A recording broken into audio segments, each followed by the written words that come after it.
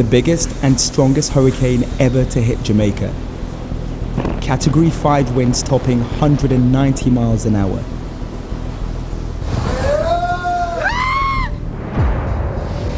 Hundreds of homes and entire communities vanished underwater. Footage captured in the eye of the storm from inside this plane showed just how powerful Melissa was. As I pulled through the door, that's the time the house fell down. I represent the constituency where it made landfall, and my accommodation was also right in the eye of the storm as well. Through survivor testimonies and eyewitness accounts from those who lived through it, I saw people in Petersfield High School who were being treated like dogs.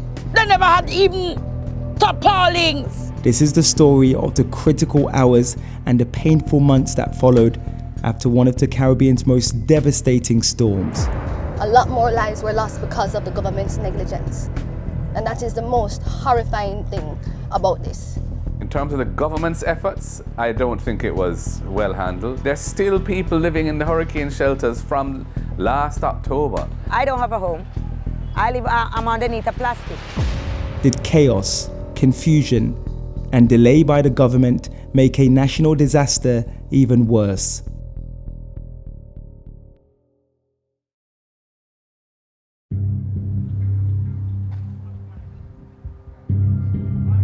Jamaica, one of the most famous islands in the Caribbean. A country of nearly 3 million people. But in just hours from now, a hurricane is about to rewrite its history forever. Melissa, you see what you do with me? Look there. You see what Melissa do with me? Tear me down. Look there, we have to stand up a whole long zinc. Everything Melissa tear with Ocha. Cartoon and her 2-year-old granddaughter are both trapped in their home, which is being battered by the storm's powerful winds. She captured this video of her entire experience. Melissa, me not like you, you're gonna never take your money. When I was in the house shop with my granddaughter, when I see the rooftop comes off and I hear that the zinc, they are bombing, licking, and I hear like the sky drop, because the only thing you could say, drop some type of sound that you hear. It was so heavy, so I keep watching my house top. Watch it up, I think. Okay. And it bait me there, and it baby, watch out. Oh, gone. Look what it's sitting there doing. Just moments after Cartoon stopped filming, her home collapsed. As I pulled through the door, that's the time the house fell down. When the house fell down, I said, oh my God, what I didn't feel anyway. I was just happy. Thank God nothing happened to me in there. But I think like 2 to 3 weeks after, since now, it really started to jerk me and start to affect me because I see death. Oh, what disaster. Sometimes I just frighten and I just remember if the concrete, it fell down, it would fell because the room little, so it would fell crossway my back here and bump my head in the wall, which the baby maybe would drop out of my hand and drop underneath it. We did say that the system is a Category 5 hurricane at this time. That means it will cause catastrophic damage, life-threatening damage. In the aftermath of the storm, 45 people lost their lives and many neighborhoods were swallowed up by the floods caused by Melissa. Early estimates showed more than 150,000 homes were damaged or destroyed.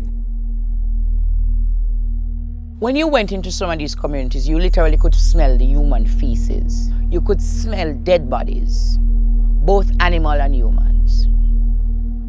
You had stagnant waters behind people's houses, and the water levels are rising.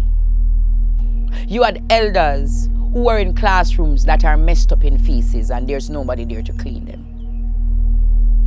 You had people on roadways and sidewalks that are hungry and needed food. You had literally people on the roadways saying, help, help, we need food. They literally started to hold down the vehicles, trying to get food from them. My son foot them broke, me a asthma patient, my husband have high blood pressure, everything gone through. We don't have no food, no water, no. For survivors, the nightmare did not end when the storm passed. That's why the tube, we have the tube in. You can't see it. Inside spot straight. So where you want to go? What kind of help you need, Grandpa? What kind of what? What kind of help you need? What you want to do? Me just want somewhere to go and get. Me have a place can put a building in. Many are still struggling to rebuild their lives. Among them is 83-year-old Eric. He lost everything, and his health is now deteriorating. People lost a lot. People lost their lives. A lot more lives were lost after the hurricane because of the government's negligence. A lot more lives were lost because of the government's negligence. And that is the most horrifying thing about this. The fact that we could have so much to do so much more and we did so little with it. And we're okay. Jamaica, one love. Come to Jamaica and feel all right. And we must smile and pose for pictures. I don't understand it. The people were saying that they're not seeing the government doing what they need to do. Had it not been for organizations like myself and other charities and outreach out there, the artists that were on the ground to have impacted probably would have turned into a civil war in Jamaica already. I'm asking all of my fans from your heart to give anything you can, no matter how small. It always will go towards helping people. Oh, they can hear me? All right. Over here, I have members of my team who are going to be helping us to document this. Stuff that we need to know: name, age, gender, circumstance, if you have any illnesses, if you have any urgent, what you call it, cuts and that kind of thing, if you need to get in contact with anybody. It was horrifying to see Jamaica in this state, our island in that state. It was horrifying to see the people experiencing that kind of distress. As a young, passionate Jamaican who have so much to contribute, these are the moments that cause cognitive dissonance. You know? Disillusionment. That's why so many of us are leaving Jamaica, brain drain. We can't take the heartache.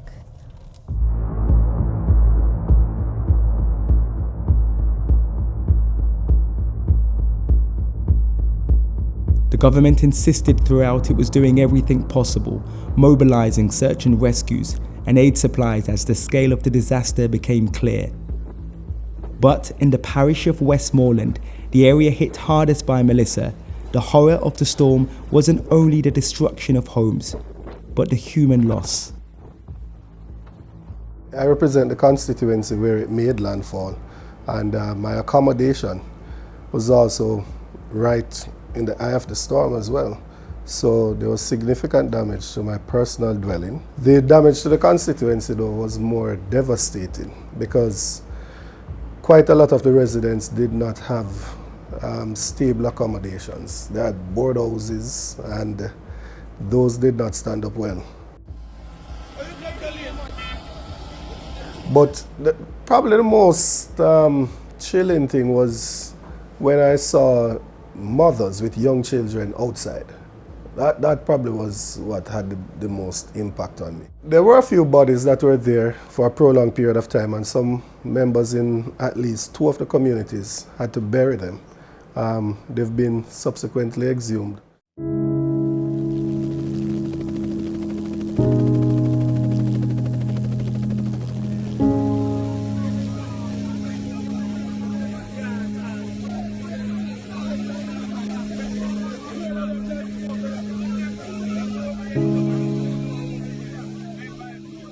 The situation was very apocalyptic. When you travel from I would say mid St. Elizabeth heading west, it was just a wasteland. You know, every light post virtually was down, wires were everywhere, people were just walking around in shock, house after house destroyed. So there was a sense of doom, you know, that people had to reconcile themselves to their lives being absolutely turned upside down.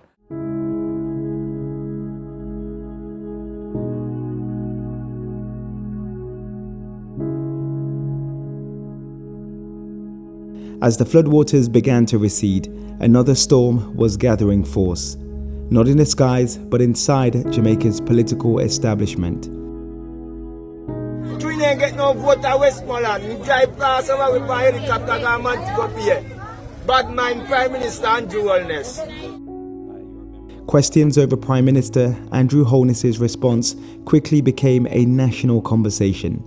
Opposition MPs claimed their communities were deliberately abandoned in the response. If I said I was surprised, I would be lying. I wasn't surprised at all, because that is the nature of the individuals who are in government currently. That's how they operate.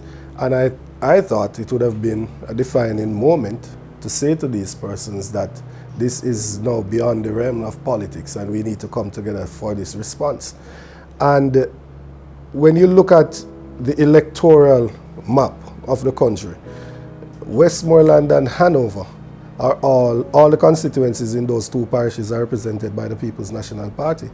And when the Prime Minister went out in an helicopter, he went to St. Elizabeth and then he flew across to St. James.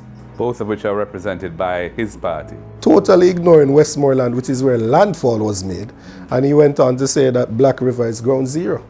And so I think the neglect of the people of Westmoreland and Hanover started from then, because the mobilization of resources went based on what the Prime Minister was saying. Bob Marley said rain no fall upon one man house top. You know, everybody was affected. PNP, JLP, no P.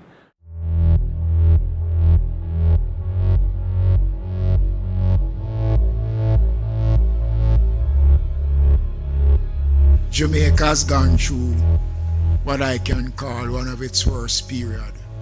Our infrastructure has been severely compromised.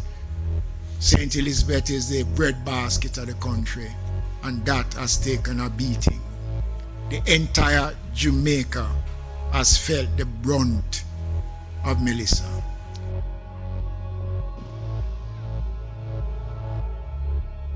The evidence of that couldn't be more clear in the small town of Petersfield. Maros is marooned. For days, residents were cut off from the outside world. Denisha formed a team of volunteers who became first responders on motorbikes. They don't care about poor people, they don't care about country people. But I don't think they realize that history will not forget. History will remember this time. History will remember. So it is politicized. And at the same time, in the same breath, I do have to say the PNP also have to stand to account to why it is that Westmoreland is so underdeveloped. Pinnacle. That was a couple years ago. That's almost 9 years ago. The Prime Minister came and I explained to him that we were doing work on the ground, and he told me that he knew, he saw. I want to believe that he's human. I want to believe when he says that he feels what the people feel. But I can't trust him. I can't trust him because he has allowed the mismanagement of so much funds on his watch. During your tenancy as the Prime Minister, the leader of this nation, I had a lot of other hopes. And I'm very, very disappointed. Very, very, very, very disappointed. I will not use heartbroken because I've already figured that out. Because it's not your fault. You are also a slave to the system that raised you. So it's cool. I'm just disappointed because you can make better decisions. So, but I'm not disappointed enough to stop fighting though. Because we have to be held accountable. That's how we grow as a nation.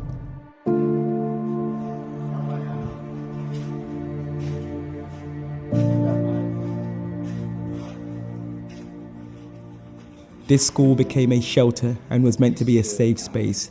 Instead, it became a place of desperation. Families slept crammed together with little sanitation. This grandmother who suffered a head injury after falling is finally receiving help.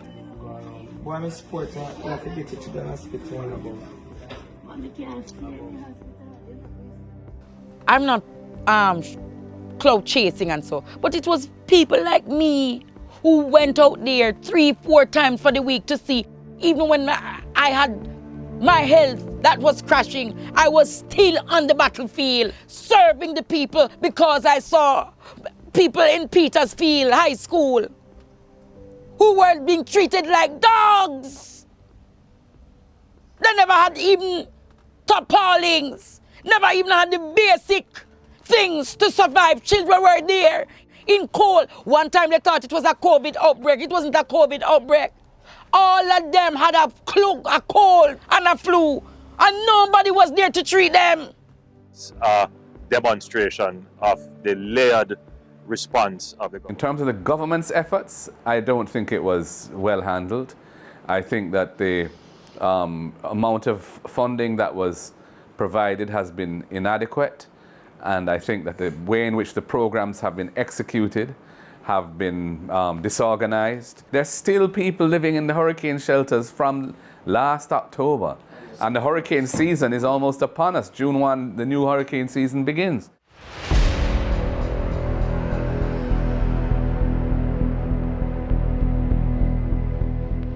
In this disaster, many of the shelters that were prescribed as shelters were destroyed.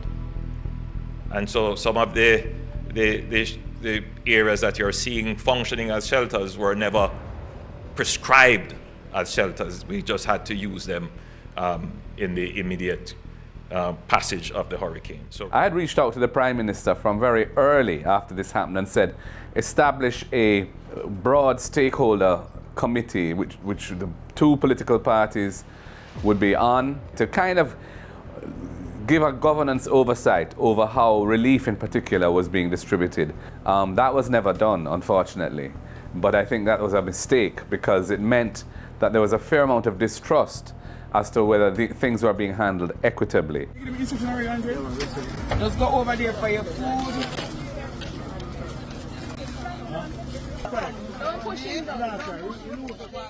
Politics certainly got in the way of saving lives. For instance, many people argue that because the Westmoreland is totally orange at this time, where the response in Westmoreland is not as good as the response in St. Elizabeth. But when you think about it, all of the response across Western Jamaica is chaka chaka and baga baga. Nobody is getting any help. However, those who are the things are being speed up for, people are saying yes, them are labor right. My problem with Jamaica right now, it should be apolitical at this moment to fixing the people's lives in Western Jamaica.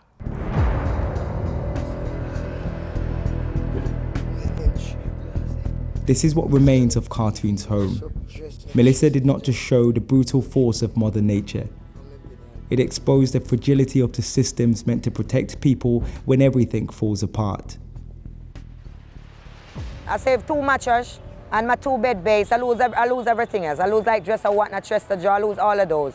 Refrigerator, I lose all of those. My machine, I lose all of those. The government take up the whole of Jamaica and let down the whole world. It's out. It's done. It's done. Nearly 7 months later, she is still homeless. This is my tent, my little place that I fix it. I take my hand and make this here from scratch to start. So I put my little stove in there, it's like a table there, take the bed foot there. Inside this makeshift tent is where she sleeps, with her belongings scattered around. Sometimes I make a mockery of it when I said I'm going home. I said I'm going by my tarpaulin. I'm going underneath my plastic. One tent put most of the clothes and stuff like that. That couldn't be a home. You couldn't get electricity and plastic. You wouldn't get a bill, a light bill and a water rate for plastic. So I don't have a home. I'm underneath a plastic. I don't have a home. When the rain fall, I have to went over to the church to get shelter. That doesn't mean I'm wetting. I'm not wetting. But the reason why I have to go, the generator is right there at the door. A lot of time I'm hungry. A lot of time I short of food. I have no bathroom. I have no toilet. No bathing area. I have to bathe. I have to poo same place sometime in the tarpaulin where I live. I have to shower on the outside, right beside the tarpaulin where I live. I have to cook same place inside.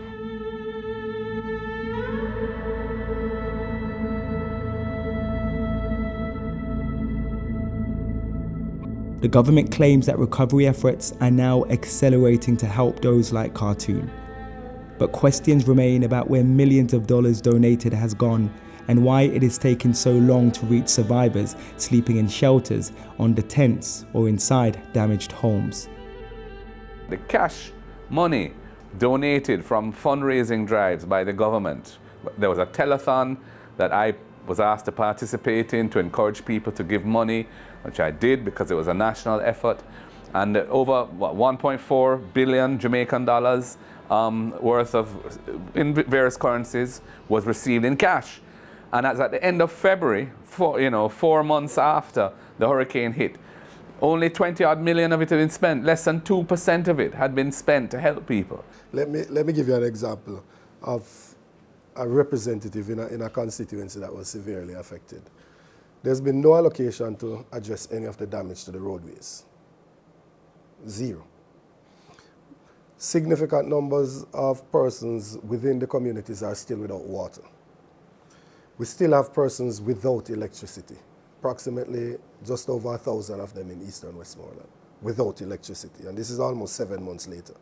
If you look at the roofs program again, which is the major program for the government, the point was made that if you had minor damage, you'd benefit from $75,000. It's about $500 US, just under.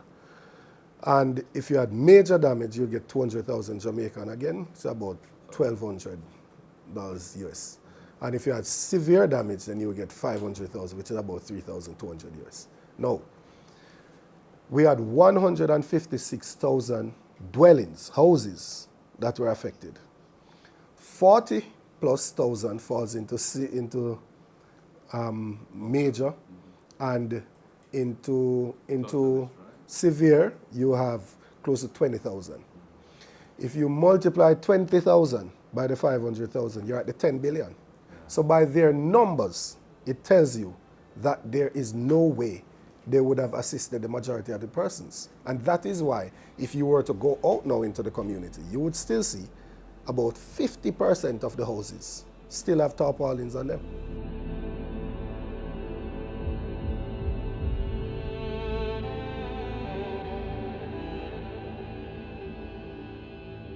Did my meetings with the government help in my coordination to help people? It was a waste of my time. To be very, very, very honest with you, at the end of the day, I could have spent that time and redirected it to actually functioning to do more work. Instead, I wasted time sending proposals and having meetings and sending reports and assessments to the government and waiting on them to respond to finally support what we were doing. And 7 months later, no.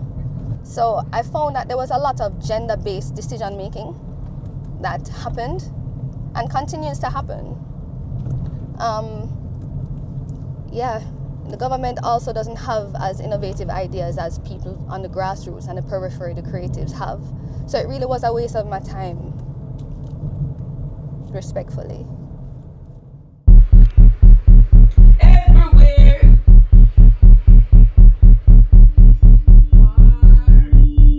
It is the worst response we have ever seen in a crisis in the land. We're literally a month away from the next hurricane season, and at least 200,000 families are still in the dilapidated state at what is happening in my country. Egos and political interferences of men who should put away their selfish egos in the interest of the people. That is why we never got where we needed to have been. It looks and sounds ephemeral, meaning, like it's inanimate and it's abstract, this business of the economy. But if you have a good economy, people will be able to help themselves. A good economy helps everyone. I think he's failing the people of Western Jamaica. And I think that it's partly maybe as a result of the fact that he didn't get a lot of support electorally in the elections last September from that part of Jamaica, but that shouldn't be a factor. That really isn't relevant. As they say, Bob Marley say, rain or fall upon one man, house top. Everybody was affected. PNP, JLP, no P. So at a time like this, you can't bring politics into it. And of course, he would deny that he does, but the facts speak for themselves. The scanty efforts made, the slow pace with which things are being addressed indicate that there is, I would say, inadequate attention. And I think he has let down the people of Western Jamaica.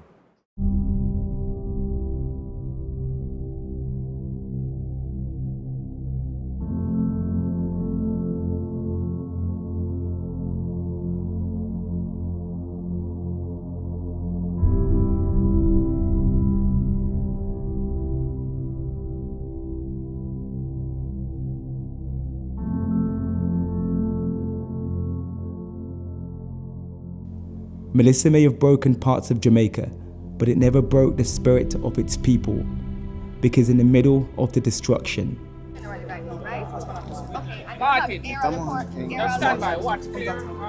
when help was delayed and hope was running thin, ordinary people carried each other. Eternal Father, bless our land. Guide us with your mighty hand. Keep us free from not just evil powers, but keep us free from environmental crisis. Because if we were to have that in this season, oh my Lord, my Father from up above would have to come down in tenderly love and divinely intervene. We can't manage anymore. Earth are run red, Jamaica are run dry. We are in a hopeless, destitute state right now. I'm asking for the Father from up above to give our vision, give our leaders vision, else we'll surely perish. Give us vision.